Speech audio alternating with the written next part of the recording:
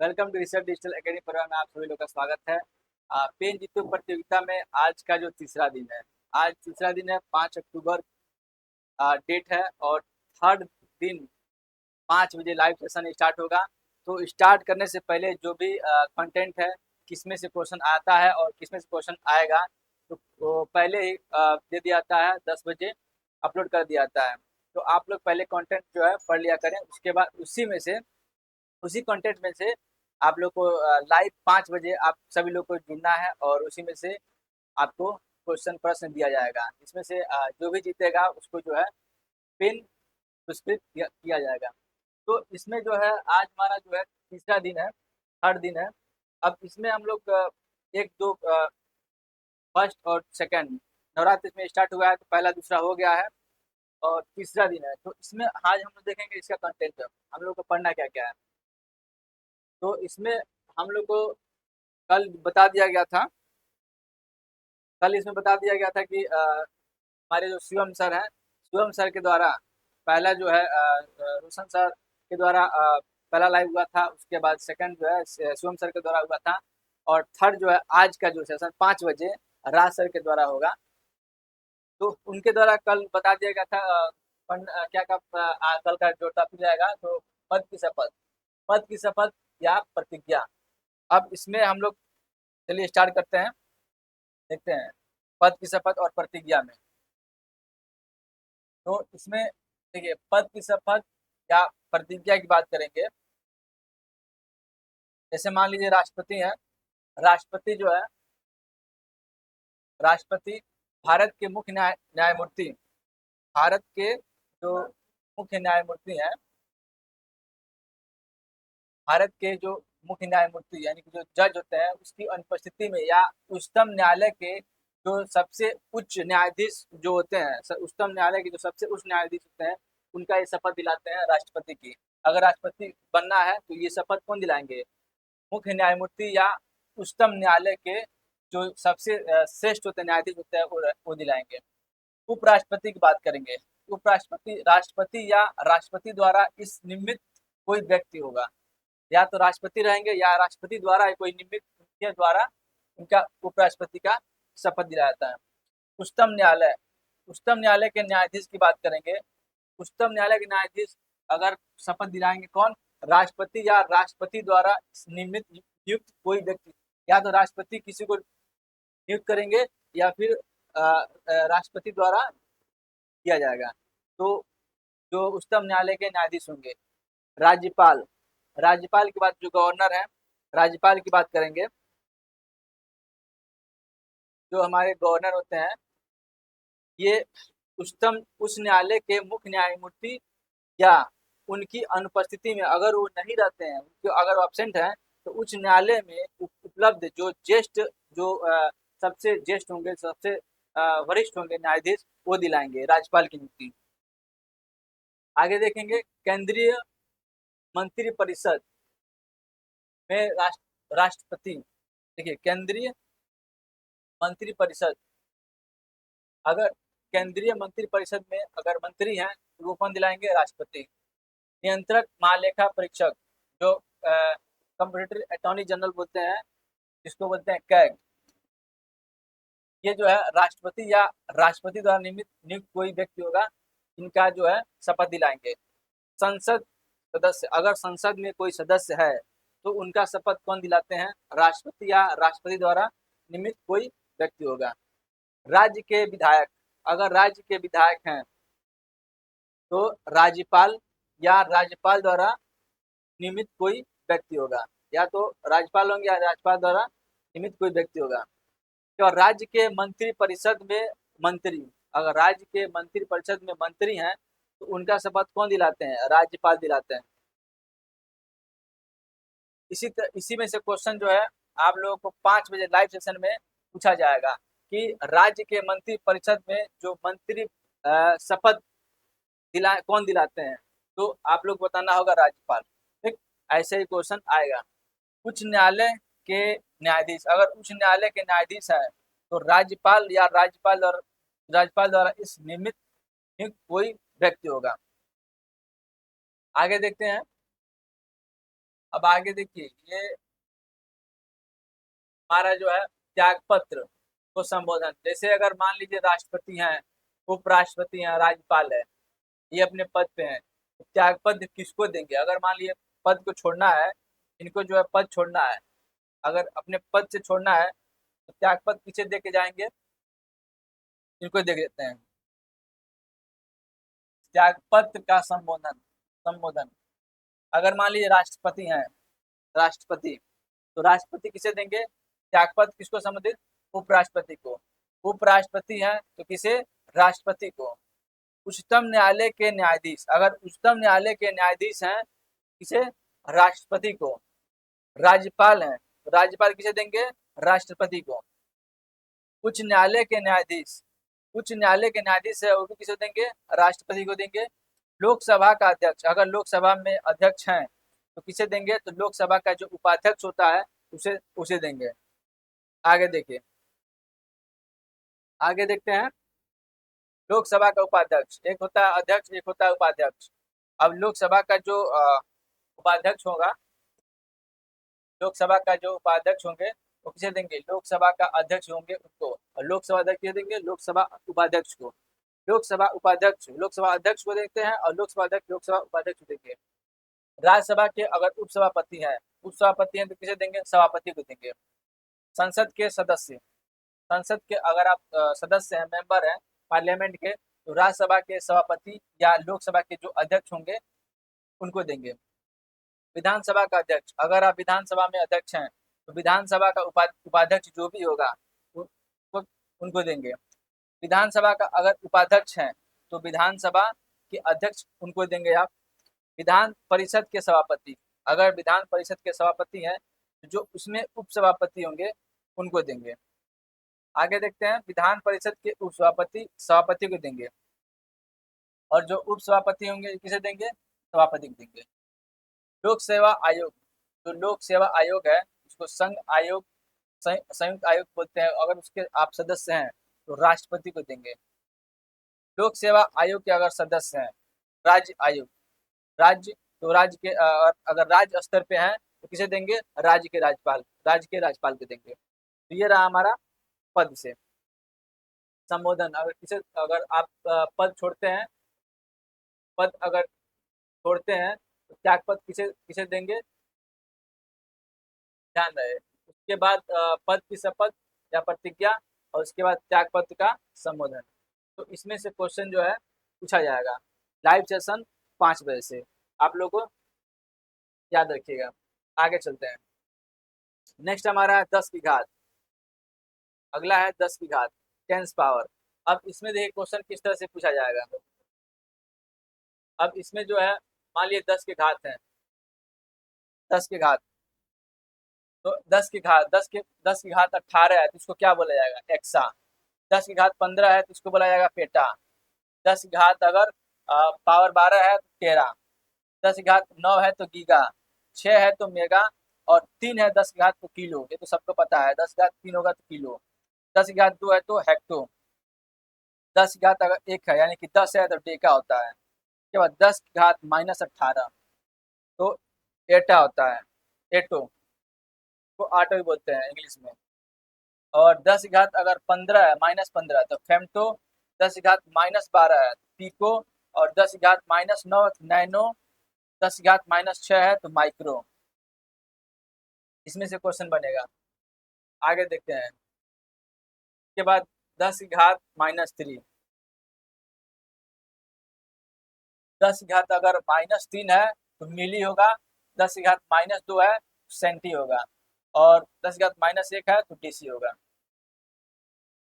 Computer memory में जो bit होता है, बाइट होता है और केबी होता है, इसके बारे में थोड़ा देखते हैं। देखिए, अगर एक निबल किसके बराबर होता है? तो 4 बिट्स के बराबर होता है। 4 बिट्स मिल करके एक निबल बनता है। उसके बाद 8 बिट मिल करके एक बाइट बनता है।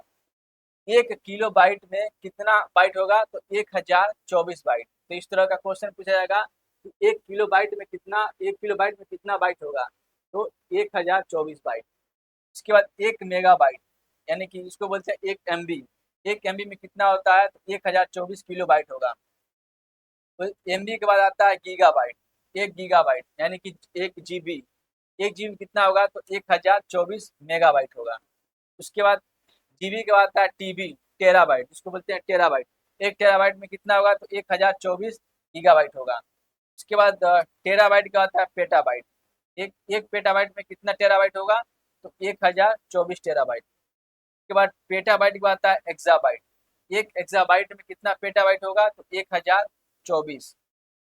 एक्साबाइट के बाद एक जीजाबाइट आता है, जीटाबाइट, जिसको जेड भी जीटाबाइट बोलते हैं, उसको हम 1024 एक्साबाइट होगा उसमें। और 1024 जीटाबाइट में एक योटा बाइट होता है, यानी कि सबसे बड़ा एक योटा बाइट। कंप्यूटर के दुनिया में बात करेंगे तो सबसे बड़ा कौन होगा, एक योटा बाइट होगा। आगे चलते हैं। आगे हमारा जो है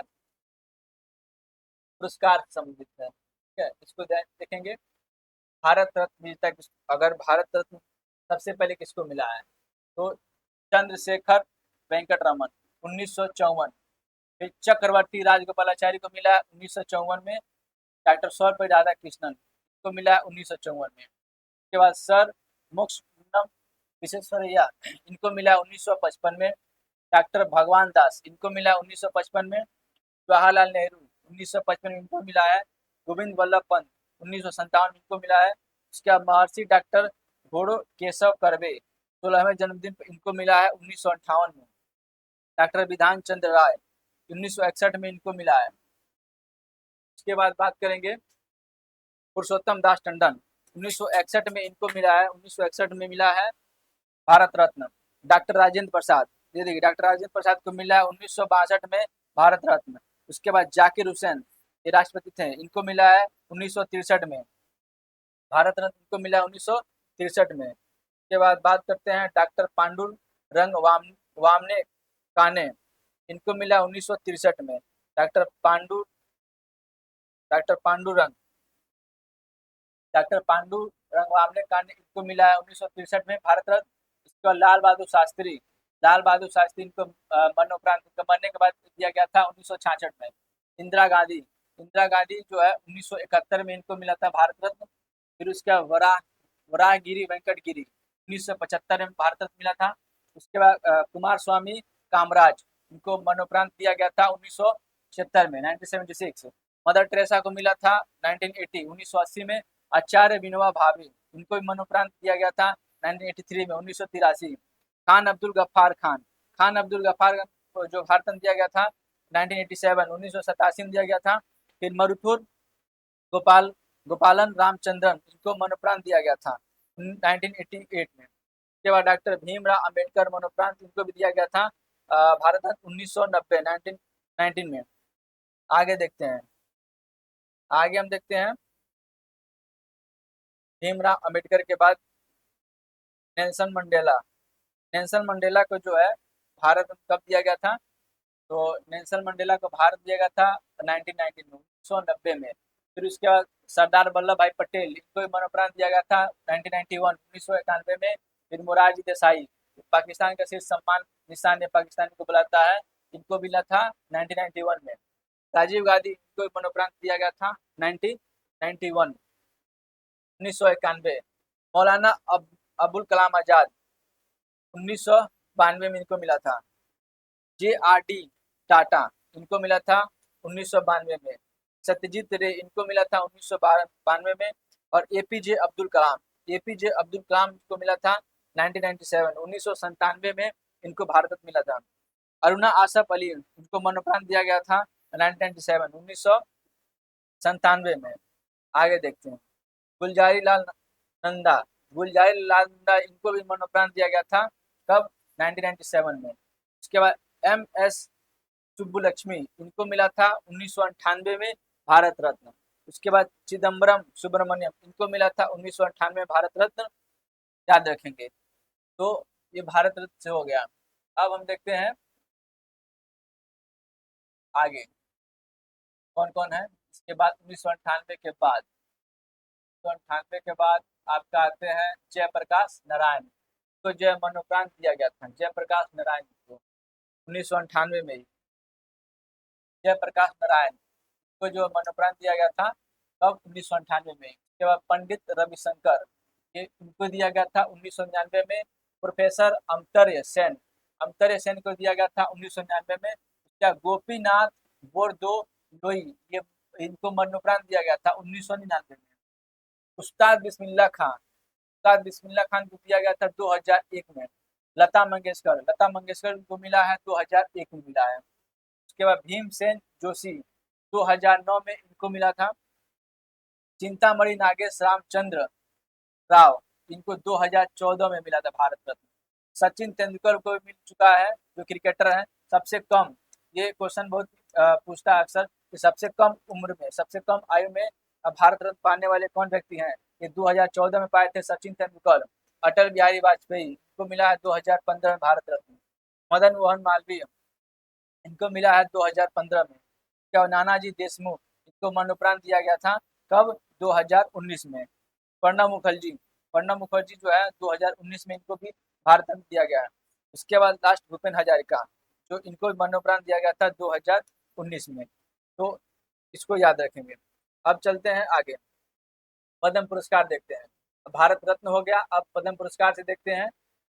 पद्म पुरस्कार के देखिए, भारत रत्न के बाद पद्म पुरस्कार देश का दूसरा सबसे बड़ा सम्मान है। ये भी पूछ सकता है क्वेश्चन कि भारत का सबसे बड़ा सम्मान कौन सा है? तो भारत का सबसे बड़ा सम्मान कौन है? भारत रत्न। और दूसरा सबसे बड़ा है पद्म पुरस्कार। ठीक है, यह पुरस्कार सरकारी कर्मचारियों द्वारा की गई सेवा सहित किसी भी क्षेत्र में की गई सेवा सहित किसी भी क्षेत्र में उच्च कोटि की विशेष सेवा के लिए प्रदान किया जाता है। जो भी गवर्नमेंट में जो रहते हैं, उनके द्वारा अच्छे कार्य जो किए जाते हैं, विशिष्ट कार्य किए जाते हैं, तो उनके द्वारा ये दिया जाता है। पद्म पुरस्कार 3 श्रेणियों में दिए जाते हैं। एक होता है पद्म विभूषण, एक होता है पद्म भूषण और तीसरा होता है पद्म श्री। तो जो पद्म पुरस्कार है ये 3 श्रेणियों में बांटा गया है। कार्य के अनुसार से 3 श्रेणियों में बांटा गया है। एक होता है पद्म विभूषण, एक होता है पद्म भूषण और एक होता है पद्म श्री। वर्ष 1977 में जनता पार्टी सरकार द्वारा भारत रत्न तथा पद्म पुरस्कारों को बंद कर दिया गया था, किंतु 1980 में कांग्रेस सरकार ने पुनः इसको शुरू किया था। तो ये भी क्वेश्चन बन सकता है कि जो भारत रत्न तथा पद्म पुरस्कारों को कब बंद कर दिया गया था? तो कब बंद कर दिया गया था? तो 1977 में किसकी पार्टी थी? तो जनता पार्टी की सरकार थी। तो उसके बाद ये कब कब लागू किया गया था? तो 1977 के बाद 3 साल के बाद 1980 में जब कांग्रेस सरकार ने पुनः इसको शुरू किया था। आगे देखते हैं। 3 तरह के पद्म अवार्ड्स, जैसे कि चिकित्सा, साहित्य, खेल, कला, समाज सेवा, शिक्षा, विज्ञान, इंजीनियरिंग, सिविल सेवा आदि क्षेत्रों में ये पद्म पुरस्कार दिए जाते हैं। तो जो पद्म पुरस्कार दिए जाते हैं, तो क्वेश्चन पूछता है कि पद्म पुरस्कार किस क्षेत्र में दिया जाता है? तो याद रखेंगे, पद्म पुरस्कार जो है चिकित्सा के क्षेत्र में दिया जाता है, साहित्य के क्षेत्र में दिया जाता है, खेल के क्षेत्र में दिया जाता है, कला के क्षेत्र में दिया जाता है, समाज सेवा के क्षेत्र में दिया जाता है, शिक्षा के क्षेत्र में दिया जाता है, विज्ञान के क्षेत्र में, इंजीनियरिंग के क्षेत्र में दिया जाता है, सिविल सेवा के क्षेत्र में दिया जाता है। तो पद्म पुरस्कार इन क्षेत्र में दिया जाता है। अब चलते हैं पद्म विभूषण। जो पद्म विभूषण है, पद्म पुरस्कार का तीन पार्ट्स है, पद्म विभूषण, पद्म भूषण और पद्म श्री। तो पद्म विभूषण के बारे में देखते हैं।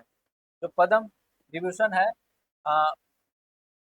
पद्म विभूषण सम्मान भारत सरकार द्वारा दिया जाने वाला दूसरा उच्च नागरिक सम्मान है, जो देश के लिए विभिन्न क्षेत्रों में बहुमूल्य योगदान के लिए दिया जाता है। यह सम्मान भारत के राष्ट्रपति द्वारा दिया जाता है। जो पद्म विभूषण सम्मान है, ये क्वेश्चन पूछता है ये किसके द्वारा दिया जाता है? तो ये दिया जाता है जो भारत के जो राष्ट्रपति होंगे, वर्तमान जो भी राष्ट्रपति होंगे उनके द्वारा दिया जाएगा। जो राष्ट्रपति होंगे, और ये किनको दिया जाएगा? जो देश के लिए विभिन्न क्षेत्रों में बहुत अगर योगदान करते हैं, देश के लिए अगर योगदान करते हैं, उनको ये पद्म विभूषण दिया जाता है। स्थापना की बात करेंगे तो 2 जनवरी 1954 में की गई थी। 2 जनवरी 1954 में इसकी स्थापना हुआ था। 2 जनवरी 1954 में स्थापना का हुआ था। 2 जनवरी 1954 में इसकी स्थापना हुआ था। बात करेंगे स्थापना का। इससे भी क्वेश्चन पूछ सकता है कि अगर पद्म विभूषण का स्थापना कब हुआ था? तो 2 जनवरी 1954 में। यह भारत रत्न के बाद भारत का दूसरा प्रतिष्ठित सम्मान है। सबसे पहले भारत रत्न है, भारत का जो सबसे सर्वश्रेष्ठ सम्मान की बात करेंगे तो भारत रत्न है, और दूसरा कौन सा है तो पद्म विभूषण है, पद्म विभूषण है। तो इसका अलंकरण किया था 1954 में किया था। प्रथम अलंकृत व्यक्ति कौन थे तो सत्येंद्र नाथ बोस और अन्य भी थे। यह सम्मान किसी भी क्षेत्र में विशिष्ट और उल्लेखनीय सेवा के लिए प्रदान किया जाता है। इसमें सरकारी कर्मचारियों के द्वारा की गई सेवाएं भी शामिल है। जो भी सरकारी कर्मचारी अगर सेवाएं देते हैं वो भी इसमें क्या है शामिल होता है। अंतिम अलंकरण की बात करेंगे तो 26 जनवरी 2022 को 4 व्यक्तियों को पद्म विभूषण सम्मान से क्या गया सम्मान किया गया था। पद्म विभूषण सम्मान से क्या गया था सम्मान किया गया था। याद ध्यान देंगे। अंतिम अंतिम अलंकरण 26 जनवरी 2022 4 व्यक्तियों को पद्म विभूषण सम्मान से पुरस्कृत किया गया था। अंतिम अलंकरण। आगे देखते हैं, नेक्स्ट चलते हैं अगला टॉपिक पे। तो हमारा जो अगला टॉपिक है राज्यों की राजधानी एवं स्थापना दिवस। अब जो हमारी राज्य की राजधानी है और उसका स्थापना कब का हुआ था उसको ध्यान देंगे। चलिए स्टार्ट करते हैं। सबसे पहले जो है देखिए, तो सबसे पहले हमारा जो अरुणाचल प्रदेश कहाँ है तो ये पूरब साइड में। अगर मैप में देखेंगे तो अरुणाचल प्रदेश कहाँ है पूरब साइड में है। इसकी राजधानी कहाँ है ईटानगर। इसकी स्थापना कब हुआ था तो 20 फरवरी 1987 में। 1980 20 फरवरी 20 फरवरी 1987 में 20 फरवरी 1987 में इसका स्थापना हुआ था। उसके बाद आता है त्रिपुरा। त्रिपुरा की राजधानी कहाँ है अगरतला। इसकी स्थापना की बात करेंगे तो 21 जनवरी 1972 21 जनवरी 1972 इसकी स्थापना स्टैब्लिश का हुआ था ये। तो 21 जनवरी 1972। नागालैंड की राजधानी कहाँ है कोहिमा। इसकी कैपिटल कहाँ है कोहिमा। और ये स्टैब्लिश कब हुआ था ये कब गठन हुआ था तो 1 दिसंबर 1963 1 दिसंबर 1963 को। उसके बाद मणिपुर की बात करेंगे। इसका कैपिटल कौन सा है तो इम्फाल है। इसका अगर गठन की बात करेंगे इसका स्थापना तो 21 जनवरी 1972। देखिए इसका त्रिपुरा और मणिपुर इसकी स्थापना 21 जनवरी 1972 और इसका भी 21 जनवरी 1972। ये दोनों कॉमन है, इसको ध्यान देंगे। त्रिपुरा और मणिपुर का दोनों का स्थापना दिवस कितना है 21 जनवरी 1972 21 जनवरी 1972 याद रखेंगे। उसके बाद आगे चलते हैं मिजोरम मिजोरम की राजधानी कहाँ आइजोल। आइजोल इसकी कैपिटल है। और 20 फरवरी 1987 20 फरवरी 1987 का इसका स्थापना दिवस है। उसके बाद आते हैं असम की राजधानी कहाँ है दिसपुर। इसकी जो है स्थापना 26 जनवरी 1950 26 जनवरी 1950 असम की स्थापना दिवस है 26 जनवरी 1950। उसके बाद आता है मेघालय का है शिलांग की बात करेंगे तो इसका स्थापना 21 जनवरी 1972 21 जनवरी 1972 शिलांग की है। ध्यान देंगे 21 जनवरी 1972 शिलांग। और मणिपुर का भी 21 जनवरी 1972 मणिपुर का भी और त्रिपुरा मणिपुर 21 जनवरी 1972 और मेघालय ठीक है 21 जनवरी। ये तीनों का एक ही दिन है। त्रिपुरा का भी मणिपुर का भी और मेघालय। त्रिपुरा मणिपुर और मेघालय 21 जनवरी 1972 याद रखेंगे। इसके आता है सिक्किम का गैंगटोक। इसका जो 1975 में हुआ था स्थापना। हिमाचल प्रदेश जो है इसकी राजधानी कहाँ है शिमला है। कैपिटल कहाँ शिमला है। उसके 25 जनवरी 1971 25 जनवरी 1971 25 जनवरी 1971 याद रखेंगे। उसके बाद आता है उत्तराखंड कहाँ है इसका कैपिटल कहाँ है देहरादून। 9 नवंबर 2000 को ये जो है यूपी से टूट करके बना था उत्तराखंड 9 नवंबर 2000। आगे चलते हैं। आगे हमारा पंजाब जो है इसकी कैपिटल कहाँ है चंडीगढ़। और इसका जो है 1 नवंबर 1966 1966 का हरियाणा आता है। हरियाणा कैपिटल कौन सा है इसका भी चंडीगढ़ है। इसका भी स्थापना कब है 1 नवंबर 1966 1 नवंबर 1966। उत्तर प्रदेश की राजधानी कहाँ है लखनऊ। और इसकी स्थापना 26 जनवरी 1950 26 जनवरी 1950 की स्थापना उत्तर प्रदेश की स्थापना याद रखेंगे। उसके बाद आता है बिहार का राजधानी कहाँ पटना और 22 मार्च 1912 इसका स्थापना दिन बिहार का 22 मार्च 1912। उसके बाद आता है झारखंड का रांची है पर जो बिहार से टूट करके अलग हुआ था झारखंड, इसका स्थापना 15 नवंबर 2000 में 2000 में जिला राज्य हुआ था। एक उत्तराखंड हुआ था 9 नवंबर 2000 को यूपी से टूट करके, और बिहार से टूट करके जो झारखंड हुआ था 15 नवंबर 2000 को, याद रखेंगे। उसके बाद आता है पश्चिम बंगाल। इसका जो राजधानी कैपिटल कहाँ है, कोलकाता। 1 नवंबर 1956 1 नवंबर 1956 में ये इसका स्थापना हुआ था।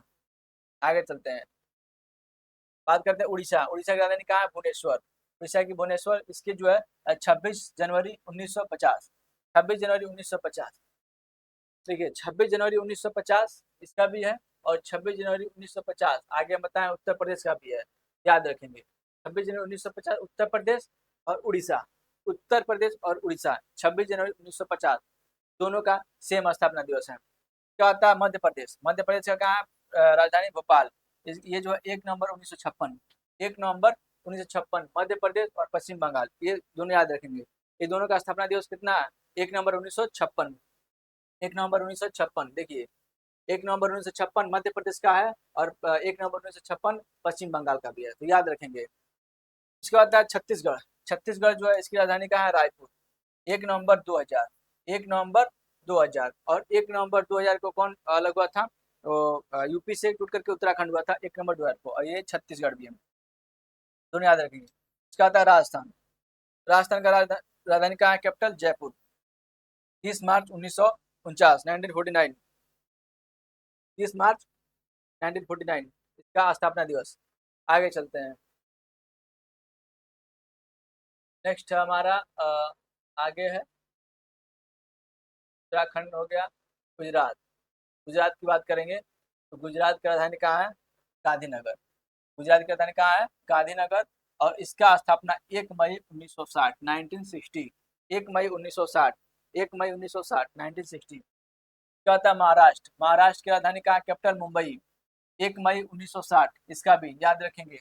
महाराष्ट्र और गुजरात, महाराष्ट्र और गुजरात 1 मई 1960, 1 मई 1960 महाराष्ट्र और गुजरात। कर्नाटक, कर्नाटक की राजधानी कहाँ है, बेंगलुरु। 1 नवंबर 1956। उसका आता है गोवा। गोवा की राजधानी कहाँ है, पणजी। ये 30 मई 1987, 30 मई 1987, 1987 इसकी स्थापना दिवस है। केरल, केरल का तिरुवनंतपुरम, इसका जो स्थापना दिवस की बात करेंगे, ये कब गठन हुआ था, तो 1 नवंबर 1956। इसका था तमिलनाडु, इसका राजधानी कहाँ है, चेन्नई है, और इसका स्थापना दिवस 1 नवंबर 1956। देखिए 1 नवंबर 1956 ये दोनों का है, कौन का, केरल और तमिलनाडु। केरल और तमिलनाडु, तमिलनाडु का क्या है, 1 नवंबर 1956 दोनों का है, याद रखेंगे। इसका आता है आंध्र प्रदेश। आंध्र प्रदेश की राजधानी कहाँ है, अमरावती। आंध्र प्रदेश की राजधानी कहाँ है, अमरावती। 1 अक्टूबर 1953। क्या आता है तेलंगाना, इसका राजधानी कहाँ है, हैदराबाद। 2 जून 2014। इसका आता है जम्मू कश्मीर, इसकी राजधानी कहाँ है, श्रीनगर। और एक है जम्मू, श्रीनगर और जम्मू, ये 31 अक्टूबर 2019 को स्थापना दिवस मानेंगे। लद्दाख का है ले, ये जो है 31 अक्टूबर 2019, 31 अक्टूबर 2019 इसका स्थापना दिवस है, लद्दाख, यानी कि कैपिटल कहाँ है इसका, ले। आगे देखते हैं, दिल्ली का राजधानी कहाँ है, तो दिल्ली का राजधानी नई दिल्ली है। इसका स्थापना दिवस बात करेंगे तो 12 फरवरी 1931, 12 फरवरी 1931, 12 फरवरी 1931 याद रखेंगे। पुदुचेरी, इसकी राजधानी पुदुचेरी है, 1 नवंबर 1954। और अंडमान एवं निकोबार द्वीप समूह, इसका जो है पोर्ट ब्लेयर, राजधानी कहाँ है, कैपिटल पोर्ट ब्लेयर है। 1 नवंबर 1956, 1 नवंबर 1956, 1 नवंबर 1956 अंडमान निकोबार द्वीप समूह का। चंडीगढ़, चंडीगढ़ का भी, चंडीगढ़ ये राजधानी है, एक इसका भी स्थापना दिवस 1 नवंबर 1966 है। दादर और दादर और नगर हवेली, इसकी बात करेंगे तो दमन और दीव, दमन और दीव है, एक 11 अगस्त जो है 1961, इसका 1961 एक इसका है। लक्षद्वीप, इसका जो है कवारती, 1 नवंबर 1956 इसका स्थापना दिवस है। आगे देखते हैं, ये हमारा राज्य राजधानी और उसका स्थापना दिवस। अब आगे देखते हैं भारत के उच्च न्यायालय, तो high court of India, the high court of India, जो हाई कोर्ट है भारत के, उसको देखेंगे। स्थापना, मुख्यपीठ और खंडपीठ। तो ध्यान देंगे। तो उच्च न्यायालय की बात करेंगे तो मद्रास मद्रास उच्च न्यायालय, जो मद्रास उच्च न्यायालय है इसकी स्थापना 1962 में हुआ था। मुख्य पीठ इसका चेन्नई है और खंडपीठ मदुरई है। उसके बाद इलाहाबाद उच्च न्यायालय, इलाहाबाद उच्च न्यायालय इसका स्थापना 1866 है। और कलकत्ता उच्च न्यायालय इसका स्थापना कब हुआ था? 1862 में। कर्नाटक उच्च न्यायालय इसका स्थापना 1884। दिल्ली उच्च न्यायालय, दिल्ली अगर उच्च न्यायालय है, हाईकोर्ट है, इसका जो 1966 में हुआ था। बॉम्बे उच्च न्यायालय 1862। तो राजस्थान उच्च न्यायालय 1949 से लेकर 1950 के बीच स्थापना माना जाता है।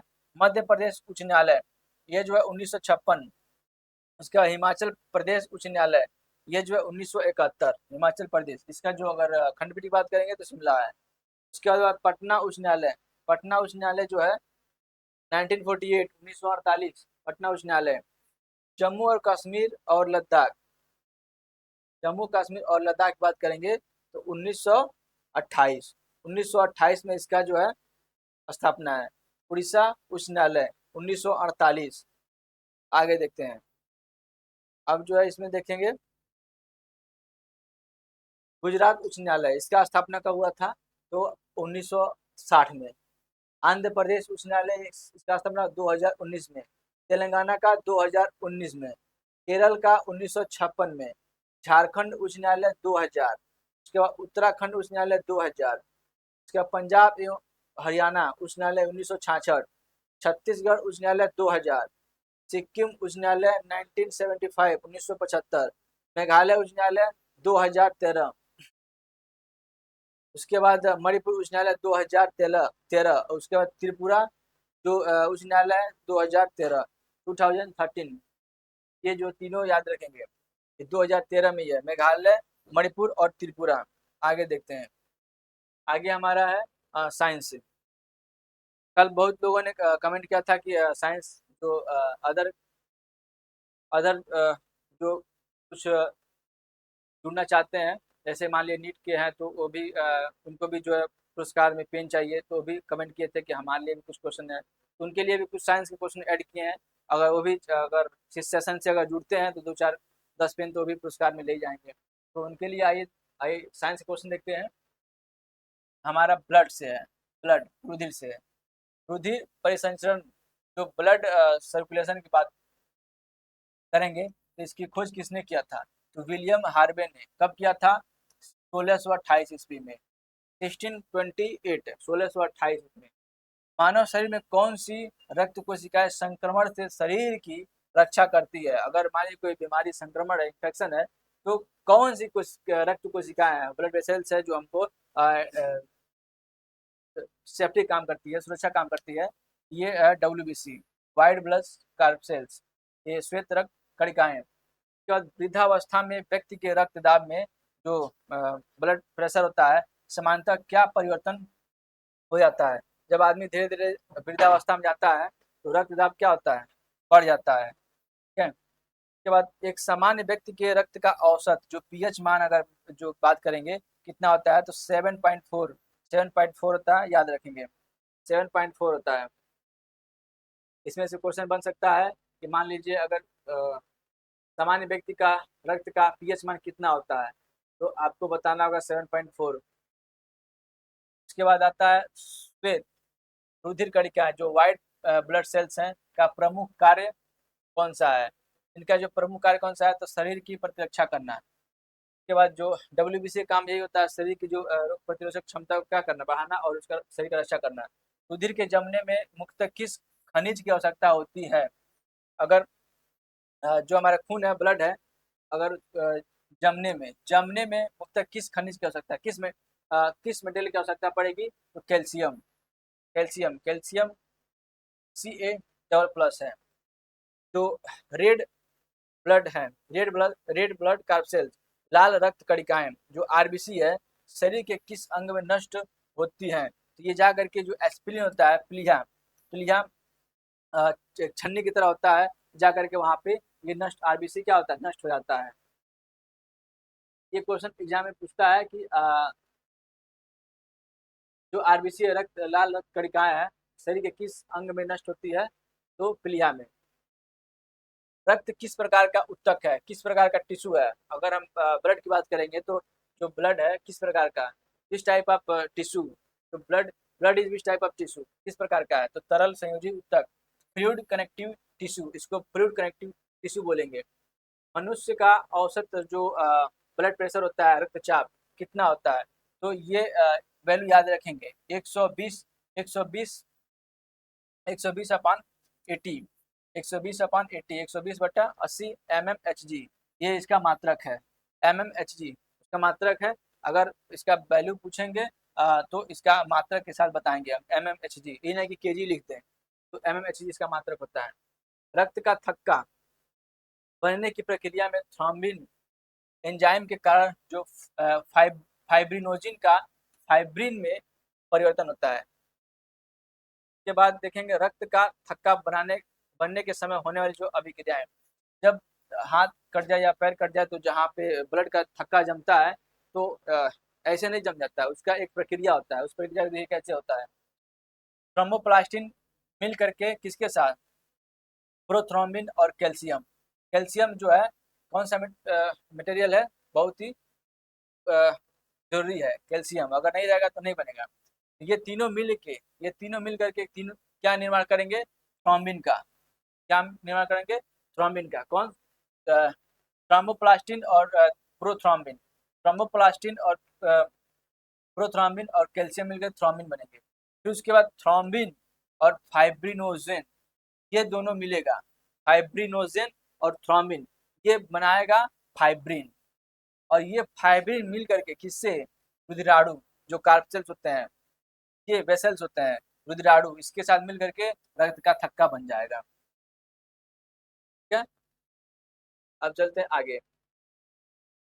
अगला टॉपिक हमारा, ठीक है, किस रक्त समूह का व्यक्ति सर्वदाता, जो ब्लड ग्रुप से है, सर्वदाता, सर्वदाता की बात करेंगे, यानी कि यूनिवर्सल डोनर, यूनिवर्सल डोनर होता है। तो यूनिवर्सल डोनर किसे कहते हैं, ओ समूह को कहते हैं। ओ जो ओ ग्रुप होता है, जिनका ओ ग्रुप होता है, यूनिवर्सल डोनर होते हैं।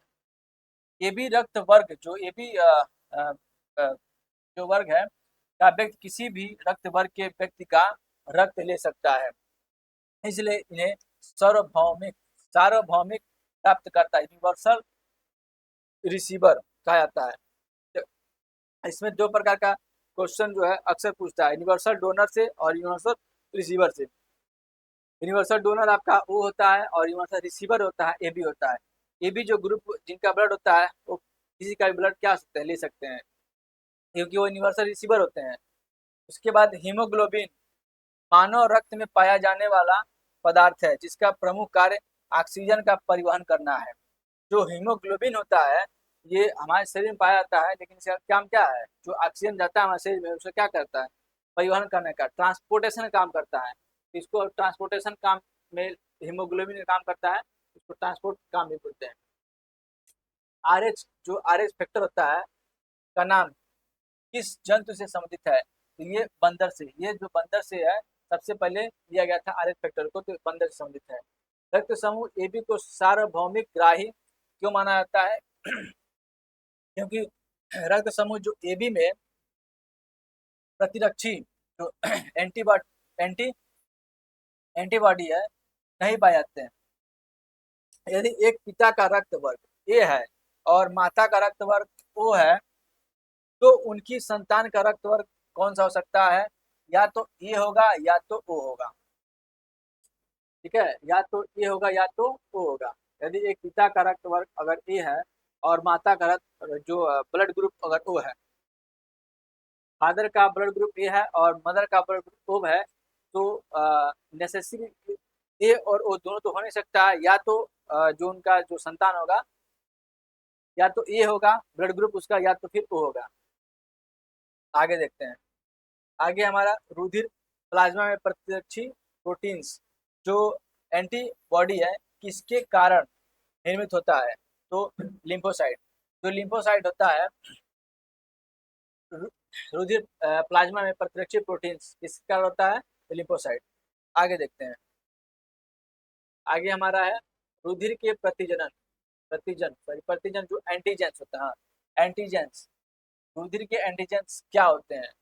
तो रुधिर के जो एंटीजेंस होते हैं, वेसल्स के जो एंटीजेंस क्या होते हैं? What is antigens of vessels? इसको हम बोलते हैं glycoprotein, known as glycoprotein, glycoprotein बोलते हैं।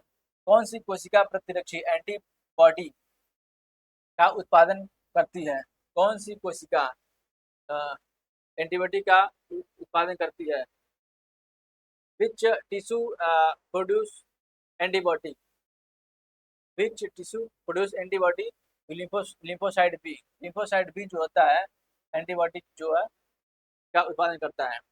यदि माता पिता जो पेरेंट्स होते हैं उनका जो ब्लड ग्रुप की बात करेंगे ए है, तो उनके बच्चों का संभावित जो ब्लड ग्रुप होगा क्या होगा? तो तीन हो सकता है, या तो ए होगा, या तो बी होगा, या फिर ए बी दोनों हो सकता है।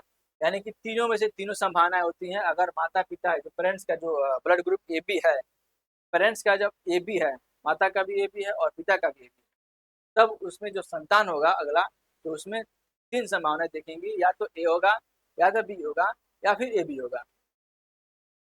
माता पिता के रक्त समूह के आधार पर बच्चों में संभावित रक्त समूह अगर हम देखते हैं, जो ब्लड ग्रुप होता है, अगर माता पिता के ब्लड ग्रुप हैं तो आगे क्या संभावनाएं रहती हैं कि आगे संतान में, आगे बच्चे, आगे पीढ़ी में, अगर समूह मान लीजिए ओ हो गया, माता का भी ओ और पिता का भी ओ, तो संभावित रक्त समूह क्या होगा? ओ होगा। लेकिन असंभावित रक्त समूह ए बी और ए बी ये नहीं होगा। उसके बाद बात करेंगे, अगर ओ होगा, ए होगा, अगर माता पिता दोनों में से किसी का ए हो चाहे ओ हो, तो संभावित रक्त समूह जो ब्लड ग्रुप होगा, अप्रोक्स जो ब्लड ग्रुप बात करेंगे, या तो बच्चे में ए होगा संतान में अगले पीढ़ी में, या फिर ओ होगा। उसके बाद अगर मान लीजिए कि ओ और बी है, माता पिता दोनों में किसी का भी या तो ओ होगा, मतलब एक ओ होगा और एक बी होगा, तो आगे उनके जो संतान होगी उसमें जो या तो ओ होगा या फिर बी होगा। फिर आगे बात करेंगे, अगर माता पिता का जो ब्लड ग्रुप अगर ओ हो और ए बी, ये दोनों अगर मैच कर जाता है, तो इसमें बात करेंगे तो जो उनका संतान होगा अगला, या तो फिर ए होगा उसका ब्लड ग्रुप, या फिर बी होगा। अगर दोनों का ब्लड ग्रुप बात करेंगे, अगर ए है, दोनों का ब्लड ग्रुप ए है, माता का भी है और पिता का भी है, तो उनका जो संतान होगा आगे, उसका ब्लड ग्रुप ए होगा या फिर ओ होगा। तो इस टाइप का पूरा क्वेश्चन बनेगा। अगर मान लीजिए माता पिता का ब्लड ग्रुप या तो माता को चाहे पिता ए बी हो, तो आगे जो होगा चार संभावनाएं देखने को मिलेगा। अगर ए बी होगा तो चार संभावनाएं कौन कौन सा? एक ए होगा, उनका अगला जो पीढ़ी अगला संतान होगा उसमें उसका ब्लड ग्रुप या तो ए होगा या फिर बी होगा।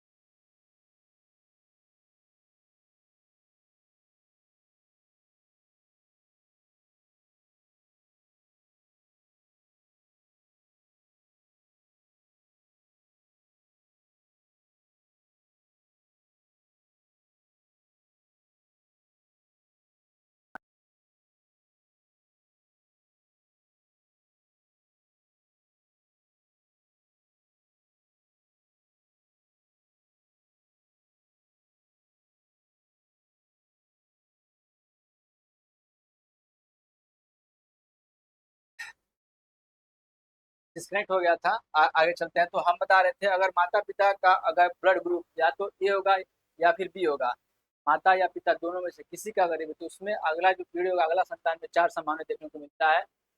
एक तो उनके जो अगला पीढ़ी होगा यानी अगला संतान होगा, उसमें ब्लड ग्रुप उसका ए होगा या फिर बी होगा या फिर ओ होगा या ए बी, ये भी हो सकता है। तो चार संभावनाएं देखने को मिलता है।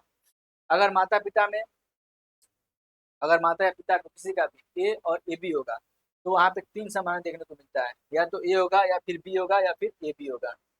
अगर ब्लड ग्रुप माता पिता का बी और बी दोनों लोग का क्या सेम है, बी बी ब्लड ग्रुप है, तो उसमें दो संभावनाएं देखने को मिल जाता है। एक तो बी होगा या फिर ओ हो सकता है। ब्लड ग्रुप क्या होगा, ओ होगा या फिर ब्लड ग्रुप बी होगा। उसके बाद माता पिता अगर मान लीजिए कि उनका ब्लड ग्रुप बी है और ए बी है, बी और ए बी, तो वहाँ पे तीन संभावनाएं देखने को मिलेगा, या तो फिर ए ब्लड ग्रुप होगा, या फिर बी ब्लड ग्रुप होगा, या फिर ए बी ब्लड ग्रुप होगा। अगर ए बी दोनों माता पिता का अगर बात करेंगे सेम हो गया, ए बी ब्लड ग्रुप हो गया, तो वहाँ पे हम देखेंगे तो वहाँ पे तीन संभावनाएं मिलेगा, या तो ये होगा ब्लड ग्रुप, या फिर बी होगा, या फिर ए बी होगा। याद रखें, अगर ये तो संभावित होगा, लेकिन असंभावित में कौन कौन सा होगा, तो इसमें असंभावित वो नहीं होगा। इसमें भी अगर क्या बात करेंगे, तो अगर बी और ए बी होगा तो असंभावित, असंभावित कौन सा, ये नहीं होगा। तो ये संभावित रक्त जो ब्लड ग्रुप है और ये असंभावित ब्लड ग्रुप है, ये नहीं होना चाहिए, ये होना चाहिए। आगे चलते हैं। आगे हमारा है, किस रुधिर वर्ग में दोनों एंटीबॉडीज पाई जाती है। ये आपको जानना है, में किस रुधिर वर्ग में, किस ब्लड ग्रुप में दोनों एंटीबॉडीज पाई जाती है। तो दोनों एंटीबॉडीज जो है वो ओ ब्लड ग्रुप में पाई जाती है, इसमें ओ ब्लड ग्रुप में। उसके बाद है, किस रुधिर वर्ग में, किस ब्लड ग्रुप में कोई एंटीजन नहीं पाई जाती है। तो ओ वर्ग में, ओ वर्ग में, तो जो ओ वर्ग होता है इसमें एंटीबॉडी पाई जाती है लेकिन एंटीजन नहीं पाई जाती है। ध्यान सुने, ओ वर्ग है, इसमें एंटीबॉडीज पाई जाएगी लेकिन एंटीजन नहीं पाया जाता है, एंटीजन नहीं पाया जाता है। मनुष्य में एंटीजन, जो एंटीजन है कितने प्रकार का होता है, ये दो प्रकार का होता है, एक होता है ए एंटीजन और एक होता है बी एंटीजन। आगे देखते हैं। जो हमारा एंटीजन एक ऐसा पदार्थ है जो प्रतिरक्षी, जो एंटीबॉडी है, एंटीबॉडी के निर्माण को उद्दीपित यानी कि स्टिमुलेट, स्टिमुलेट मतलब कि प्रोत्साहित, उद्दीपित करता है, तथा इसकी मुख्य विशेषता प्रतिरोधियों के निर्माण को प्रेरित करता है। जो एंटीजन का यही काम होता है। उसके बाद बात करते हैं एंटीबॉडीज। एंटीबॉडीज है क्या कहलाते हैं, एंटीबॉडीज जो है एग्लूटिन्स, एग्लूटिन्स कहलाते हैं। उसके बाद रुधिर वर्ग ग्लाइकोप्रोटीन की उपस्थिति के आधार पर कितने प्रकार के होते हैं। जो रुधिर वर्ग है, जो ब्लड ग्रुप है, ग्लाइकोप्रोटीन के आधार पे हम देखेंगे कि चार प्रकार के होते हैं। एक होता है ए बी, ए बी और ओ, इसको याद रखेंगे। ग्लाइकोप्रोटीन की उपस्थिति के आधार पर कितने प्रकार के होते हैं। ब्लड ग्रुप की बात करेंगे, ग्लाइकोप्रोटीन का क्वेश्चन पूछेगा कि ग्लाइकोप्रोटीन के आधार पर ब्लड ग्रुप कितने प्रकार का होता है, तो चार प्रकार का होता है। एक होता है A blood group, B blood group और ए बी होगा और ओ होगा। ठीक है, अब बात करते हैं रुधिर वर्ग ए बी, जो ब्लड ग्रुप ए बी है, खोज किसने किया था, तो डिकैस्टले तथा एस्टरली ने। डिकैस्टले और एस्टरली ये दोनों लोग मिल करके ए बी जो है ब्लड ग्रुप खोजा था। यदि किसी व्यक्ति को उसके माता पिता से ए बी जीन्स प्राप्त होते हैं तो उसमें कौन सा या से एंटीजन प्रभावी होगा या होंगे। तो उसमें जो एंटीजन होगा, एंटीजन एंटीजन ए था एंटीजन बी, ये दोनों प्रभावित होगा। आगे देखते हैं। अब आगे हमारा फिजिक्स का क्वेश्चन है, प्रकाश के गुण यानी कि जो प्रॉपर्टीज ऑफ लाइट, प्रकाश के कौन कौन से गुण होते हैं उसको देखेंगे। प्रकाश तरंगों के वायु से कांच में जाने पर उनके कौन से गुण प्रभावित होते हैं, कौन कौन सा जो उसका प्रॉपर्टी होता है इफेक्ट पड़ेगा, प्रभावित होगा। तो उसका जो वेवलेंथ होगा, तरंगदैर्घ्य, और उसका वेलोसिटी, ये जो वेवलेंथ और उसका वेलोसिटी क्या होता है, चेंज हो जाता है। जब प्रकाश एक माध्यम से दूसरे माध्यम में प्रवेश करता है, when light enters one medium to another medium, तो देन उसकी आवृत्ति जो उसका फ्रीक्वेंसी होता है, then frequency upward can not be change, तो उसका जो फ्रीक्वेंसी क्या होता है, चेंज नहीं होता है। तंतु प्रकाशिकी संचार, जो फाइबर ऑप्टिक्स कम्युनिकेशन में, जो तंतु प्रकाशिकी संचार जो बोलते हैं फाइबर ऑप्टिक्स कम्युनिकेशन, संकेत किसके द्वारा प्रदान किया जाता है। तो जो सिग्नल्स होता है, फाइबर ऑप्टिक्स कम्युनिकेशन जो सिग्नल्स होता है वो किसके द्वारा प्राप्त है, तो प्रकाश तरंगों के द्वारा। जो प्रकाश तरंग है, लाइट लाइट वेव्स हैं, इनके द्वारा प्राप्त होते हैं। प्रकाश विकिरण, जो लाइट रेडिएशन है, विकिरण, प्रकाश विकिरणों की प्रकृति कैसी होती है, what is the nature of light radiation उसकी प्रकाश विकिरणों की प्रकृति क्या होगी, तो तरंग एवं कण दोनों दोनों के समान होता है। तरंग एवं कण यानी कि wave and particles both lights are same, दोनों क्या होगा, समान होंगे। आगे देखते हैं, प्रकाश में तरंग एवं कण दोनों के गुणधर्म उपस्थित होते हैं। दोनों के गुणधर्म तो दोनों होता है ना, प्रकाश में तरंग और कण दोनों होता है। इसे प्रकाश की तरंग कण द्वैतता यानी कि वेव पार्टिकल ड्यूलिटी जो द्वैतता बोलते हैं, यानी कि इसमें दो दो गुणधर्म होते हैं, इसीलिए इसको वेव पार्टिकल ड्यूलिटी बोलते हैं। वेव पार्टिकल ड्यूलिटी क्यों बोलते हैं, क्योंकि इसमें तरंग और कण दोनों होता है। हीरा उच्च अपवर्तनांक के कारण चमकता है, ठीक है। उच्च अपवर्तनांक के कारण हीरे का अपवर्तनांक जो रिफ्रैक्टिव इंडेक्स है, हाई रिफ्रैक्टिव इंडेक्स के कारण हीरा कैन बी अधिक होता है। जो इसका रिफ्रैक्टिव इंडेक्स होता है ना, इसका हीरे का, डायमंड का बहुत ज्यादा होता है, इसलिए तराशने पर उसकी जो है चमक बढ़ जाती है। हीरे का जो अपवर्तनांक होता है, उसका रिफ्रैक्टिव इंडेक्स बहुत ज्यादा होता है, इसलिए क्या होता है, बहुत ज्यादा चमकता है, इसलिए चमकता है। प्रकाश की गति किस माध्यम में सबसे कम होती है, तो हीरे में होती है। अब हीरे में होती है, इसको याद रखेंगे, प्रकाश की गति सबसे कम किस में होती है, हीरे में होता है। किसी माध्यम का घनत्व जो डेंसिटी होता है जितना अधिक होगा, का अपवर्तनांक यानी रिफ्रैक्टिव इंडेक्स उतना अधिक होगा। यानी कि अगर बात करेंगे तो डायरेक्टली प्रोपोर्शनल, तो density directly proportional to refractive index, और जितना अधिक अपवर्तनांक होगा उसमें प्रकाश की गति उतनी ही कम होगी। तो स्पीड ऑफ लाइट क्या होगा, उतना ही कम होगा। आगे देखते हैं, निर्वात में प्रकाश की गति कितनी होती है, तो इसका याद रखेंगे 3 × 10⁸ मीटर/सेकंड। ये मीटर पर सेकंड है, इसको याद रखेंगे, 8 मीटर/सेकंड, 3 × 10⁻⁸मीटर/सेकंड। ये किसमें है, वैक्यूम में है, निर्वात में। आगे देखते हैं, विभिन्न माध्यम में प्रकाश की चाल, अगर अलग अलग जो मीडियम्स होते हैं उसमें प्रकाश की जो लाइट की जो स्पीड है, speed of light in various medium देखते हैं। जैसे मान लीजिए निर्वात में अगर वैक्यूम है तो प्रकाश की चाल कितना होगा, तो 3 × 10⁸मीटर/सेकंड। लेकिन अगर माध्यम जो मीडियम मान लीजिए रॉक सॉल्ट हो गया, मतलब रॉक सॉल्ट है, तो उसकी जो प्रकाश की चाल कितना हो जाएगी, 1.96। यहाँ पे 3 था, यहाँ पे कितना हो जाएगा, 1.96 × 10⁸मीटर/सेकंड। अगर ग्लास की बात करेंगे, कांच की, तो इसका प्रकाश की जो स्पीड ऑफ लाइट है 2 × 10⁻⁸मीटर/सेकंड होगा, उसका क्या होगा, 2 गुना होगा। लेकिन अगर मान लीजिए कांच की जगह हमने तेल यूज करिए, माटी के तेल मतलब तापीन तेल, कुछ भी तेल लीजिए, इसका हो जाएगा 2.04। यहाँ पे 2 होगा, यहाँ पे 2.04 हो जाएगा। जल की बात करेंगे, पानी में स्पीड ऑफ लाइट प्रकाश की चाल कितना होगा, 2.25 पूरे 10⁸मीटर/सेकंड। लेकिन अगर नायलॉन की बात करेंगे तो 1.96 इंटू 10⁸मीटर/सेकंड। प्रकाश का रंग उसके किस गुण से निर्धारित होता है, उसकी तरंग दैर्घ्य, अगर उसका वेवलेंथ हो, जिस तरह का प्रकाश का लाइट का वेवलेंथ होगा, उसी के अनुसार क्या होगा, उसका गुण डिसाइड करेंगे। सूर्य के प्रकाश को पृथ्वी तक पहुंचने में कितना समय लगता है, तो 8.5 मिनट। 8.5 मिनट और लगता है, कहीं कहीं 8.6 मिनट भी लिखा आता है, लेकिन अप्रॉक्स मानते हैं 8.5 या 8.6। दृष्टि पटल जो रेटिना होती है किस प्रकार की चित्र बनाता है, तो वस्तु से छोटा और उल्टा बनाता है।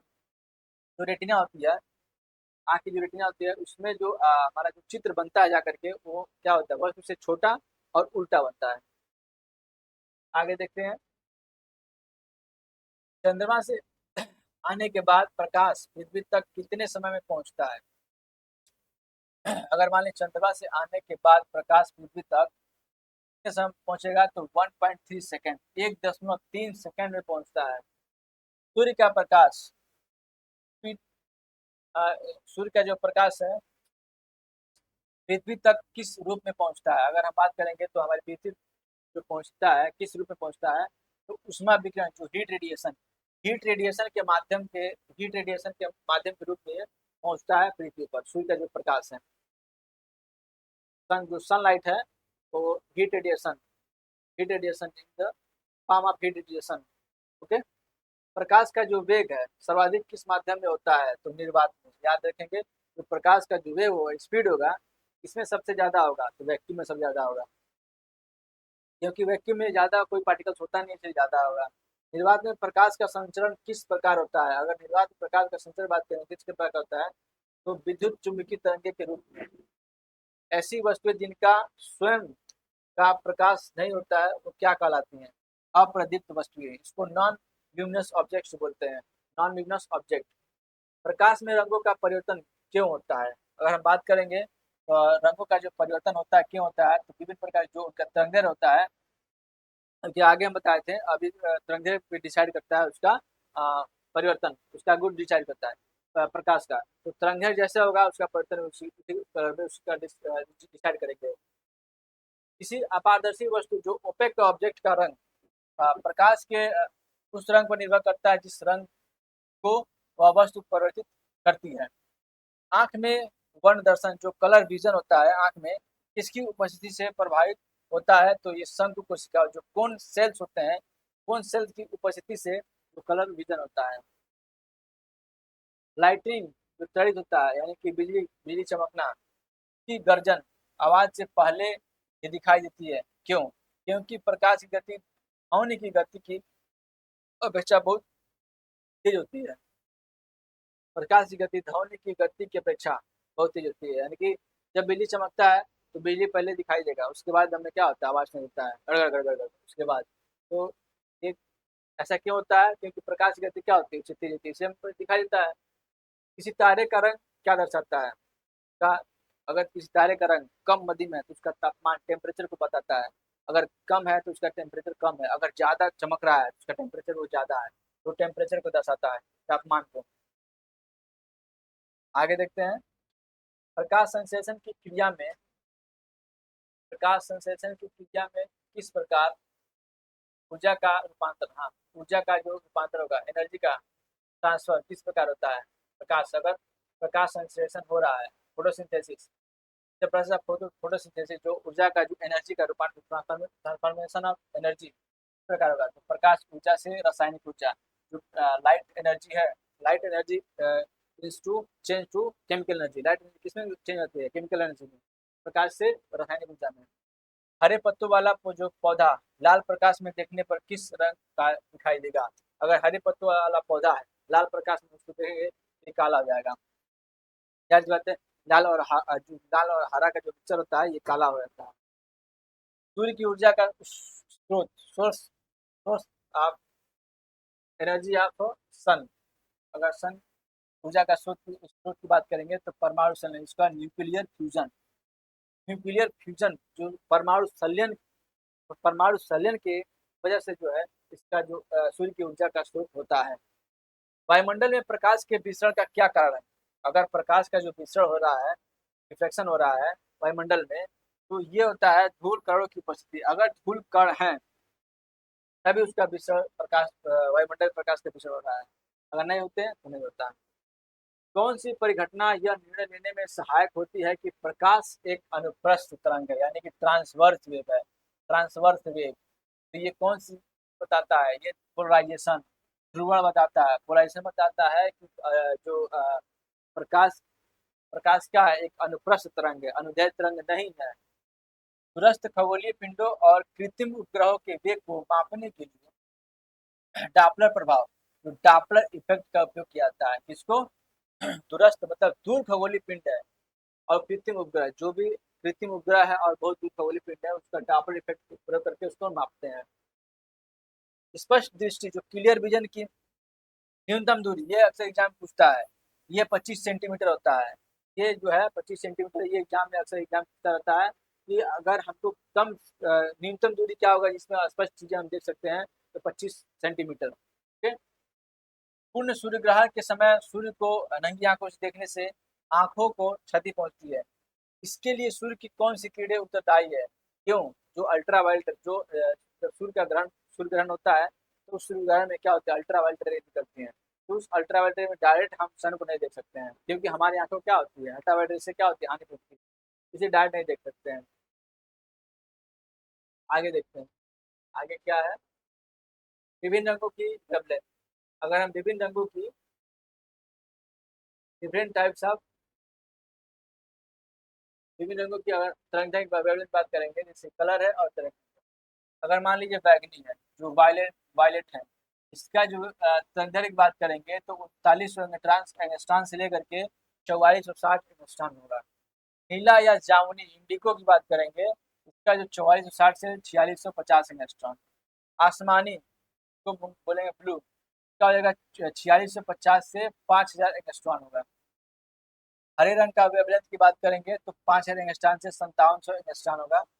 येलो अगर वेवलेंथ कलर है तो इसका वेवलेंथ क्या हो जाएगा 5700 एंगस्ट्रॉन से 5900 एंगस्ट्रॉन।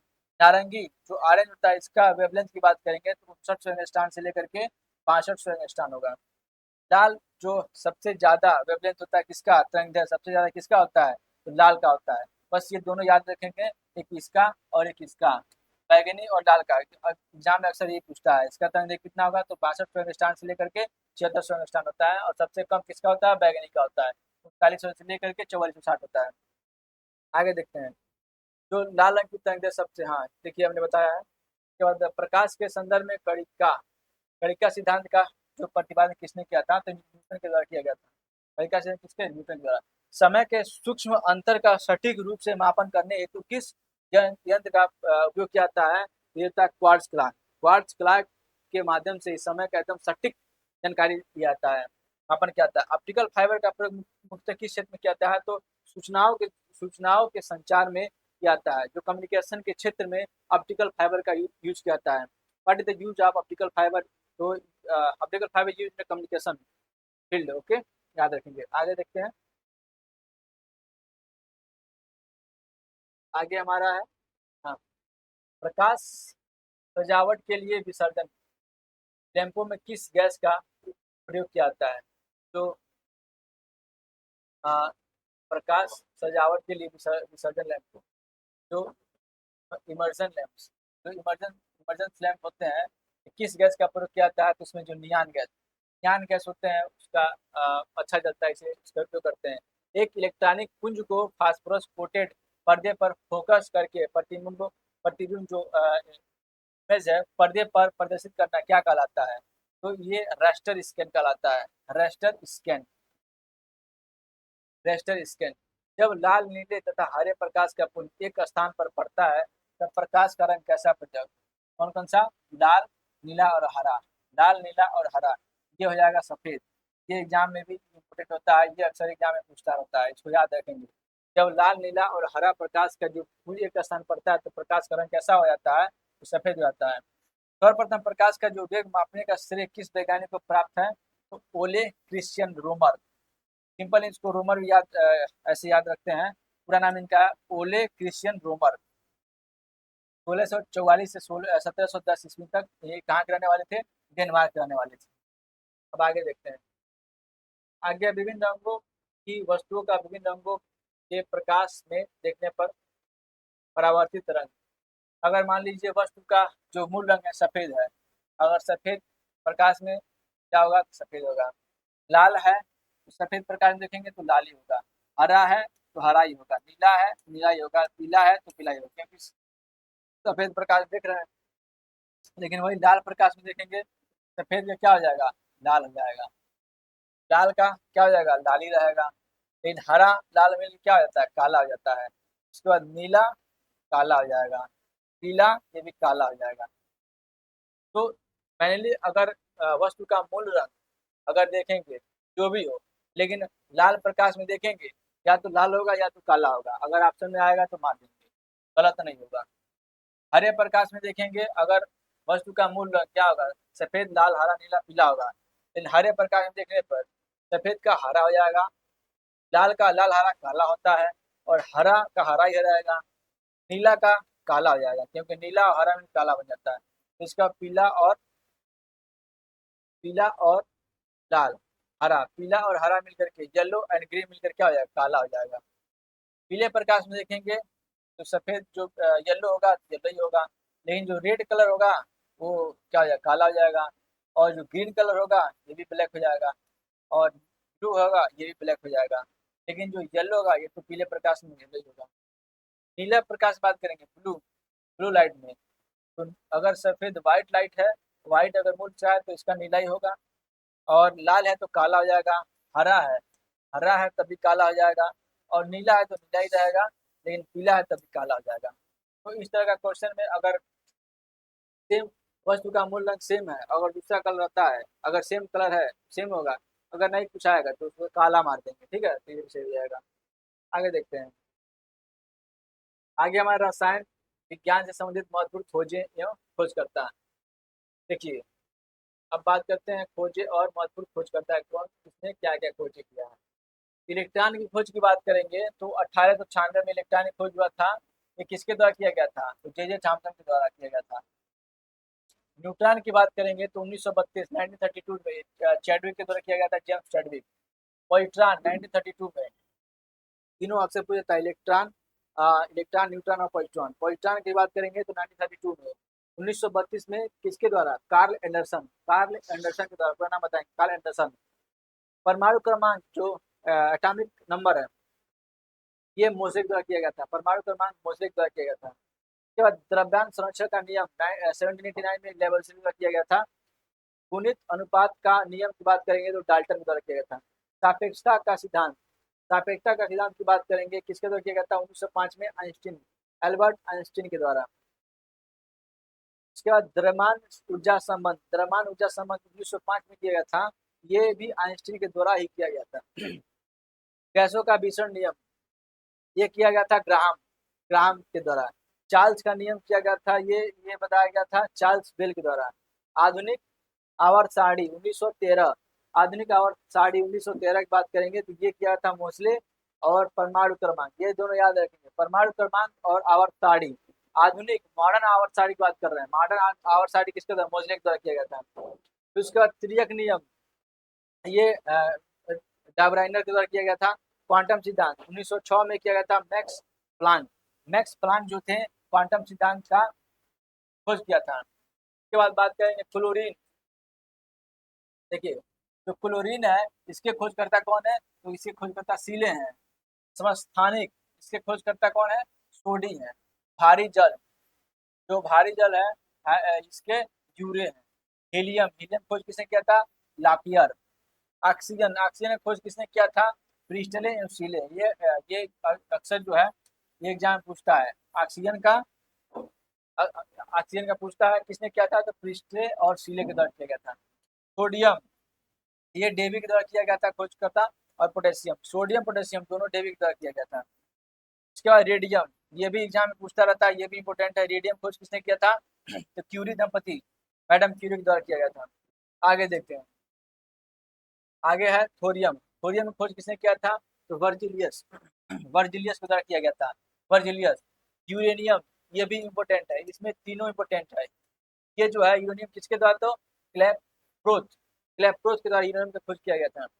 लिथियम, ये अफर्ड वेडम, अफर्ड वेडमन। नाभिक, नाभिक यानी न्यूक्लियस, किसके द्वारा, रदरफोर्ड के द्वारा। उसके बाद मेसान सिद्धांत, जो मेसान थ्योरी है, ये किसके द्वारा किया गया था, तो युकावा, युकावा के द्वारा किया गया था, याद रखेंगे। अब चलते हैं आगे की तरफ। आगे क्या है, तो आगे हमारा यहीं पे समाप्त होता है, यही हमारा लास्ट टॉपिक था। ओके, इसी टॉपिक से पूरा आज का जो सेशन रहेगा, आज का सेशन जो रहेगा 5 बजे से, सभी जो जितने भी रिसर्च एकेडमी परिवार से जुड़े हैं और जितने भी जुड़े हैं और बाकी लोग को जुड़ने का प्रयास करेंगे। 5 बजे से ये लाइव सेशन स्टार्ट होगा और इसी जितना भी कंटेंट है, जितना विषय बताया गया, इसी में से क्वेश्चन पूछा जाएगा। बाहरी कोई आपको नहीं पूछा, बाहरी कोई क्वेश्चन नहीं पूछा जाएगा, बस इसी में से क्वेश्चन आएगा। और भी कल का टॉपिक जो है 10 बजे अपलोड कर दिया जाएगा हमारे रिसर्च एकेडमी चैनल पे। वहाँ पे आप लोग पहले से आप लोग प्रिपेयर हो जाएंगे और डेली 9 दिन ये जो है पेन जीतो प्रतियोगिता चलेगा। तो ये रिसर्च डिजिटल एकेडमी द्वारा चला जा रहा है, ठीक है। तो इसमें बहुत जितने जितने भी संख्या रहेगा उतना ही अच्छा रहेगा। तो आज भारी भारी संख्या में आप लोग ऐड होइए और 5 बजे लाइव सेशन भूलिए नहीं, ठीक है। मिलते हैं फिर 5 बजे। हाँ, और इसका जो पीडीएफ है, इसका जो पीडीएफ है ये हमारे डिस्क्रिप्शन में, और इस डिस्क्रिप्शन में भी आप वहाँ पे डाउनलोड कर सकते हैं। और रिसर्च डिजिटल एकेडमी का जो एक टेलीग्राम चैनल है, वहाँ पे आप डाउनलोड कर सकते हैं, वहाँ पे डाउनलोड करके इसको पढ़ सकते हैं, ठीक है। वहाँ पे डाउनलोड कर सकते हैं, पढ़ सकते हैं और देख सकते हैं, ठीक है। मिलते हैं फिर। और 5 बजे जो जो लाइव सेशन चलेगा उसका भी link already group research academy channel पे अपलोड कर दिया गया है। ठीक है, 5 बजे, 5 बजे ऑटोमेटिक तो क्या होगा, लाइव हो जाएगा। तो अगर आप पेन जीतना चाहते हैं तो सबसे पहले जो भी आंसर देंगे क्वेश्चन का, वो क्या किया है, उनको पेन दिया जाएगा। अभी अभी तक जो है, आज तीसरा दिन है, पहला दूसरा दिन है, सबको जो है पेन दे दिया गया है। 0.3 0.5 जितने भी लोगों ने अच्छा परफॉर्मेंस किया था, कोई कोई 10 पेन लिया है, कोई कोई 15 पेन जीता है, कोई कोई 5 पेन। तो जितना जल्दी आप आंसर देंगे, सबसे पहले आंसर आपका आएगा, तो जाहिर सी बात है पेन आपको पुरस्कृत किया जाएगा। तो मिलते हैं 5 बजे तो लाइव सेशन में, और इससे जुड़ना नहीं भूलिएगा। Thanks for watching.